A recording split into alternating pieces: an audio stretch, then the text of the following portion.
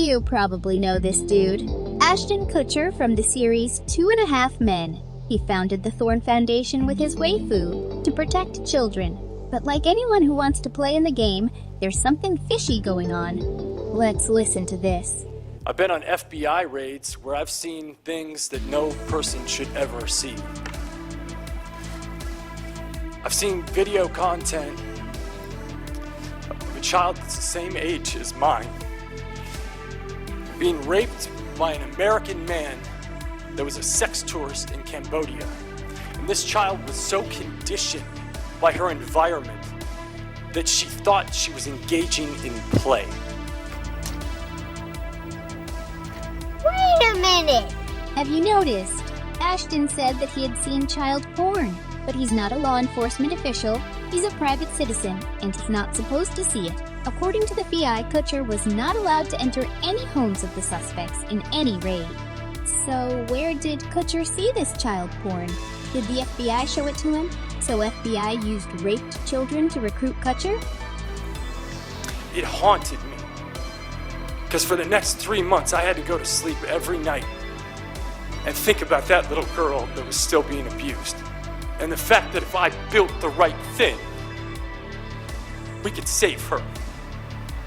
So that's what we did. And now, if I got that phone call from Greg, wherever you're at, the answer would be yes. You can tell what a good actor Ashton is. He knows how to activate emotions.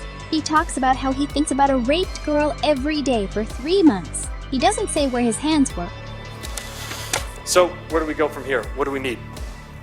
Obviously, we need money. We need financing in order to build these tools. Wait a minute! Didn't he say that these tools already exist and that great successes have been achieved with them? Something like that? And it's working. In 6 months, with 25% of our users reporting, we've identified over 6,000 trafficking victims, 2,000 of which are minors. This tool is in the hands of 4,000 law enforcement officials and 900 agencies. And we're reducing the investigation time by 60%. This tool is effective, it's efficient, it's nimble, it's better, it's smarter.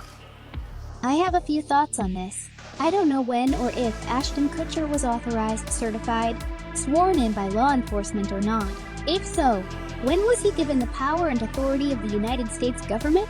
He says he has a day job, a company that investigates child sex trafficking, and he says he sees videos of children being raped and abused as young as 2 years old, and another girl sitting right in front of him was forced into sex trafficking at age 7.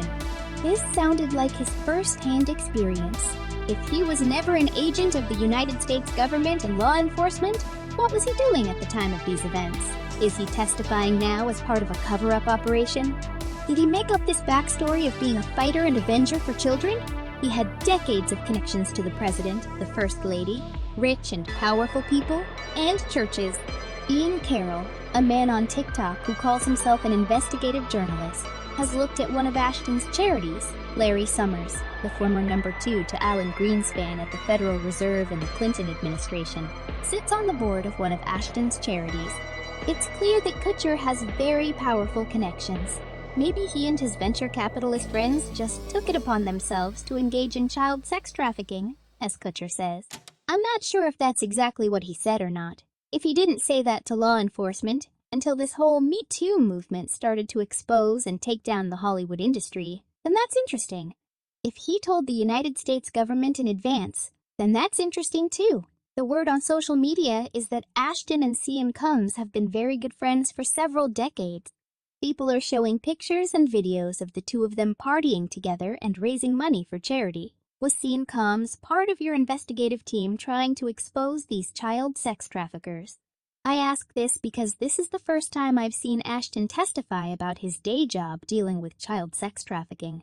The thing about the raid on Sean Combs and his house hadn't happened yet. No allegations of Diddy parties had been made public. I saw Ashton testify about a year ago, I believe. If this is true, then that's just how events unfolded.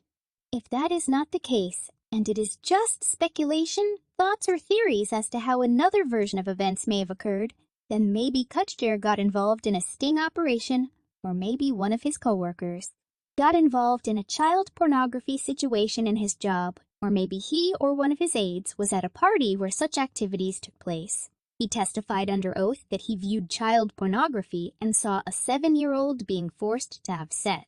Maybe he was offered a deal by law enforcement. Maybe this whole thing with your testimony before Congress was a staged event orchestrated by very powerful people to create an image of how past events have gone and how things will look in the future. I don't know. I'm just intrigued and thinking about different scenarios. There are so many possibilities and theories and different ways of looking at it that I could come up with. It's interesting to see a man who was one of his best friends, or maybe still is, whose house was raided by the U.S. government, and as far as I know, no charges were brought against him. Plus, he has a history with the most powerful people in the country and the world, for that matter. Additionally, the fact that Ashton's Thorn Foundation is now in charge of European Union's chat control is concerning to me.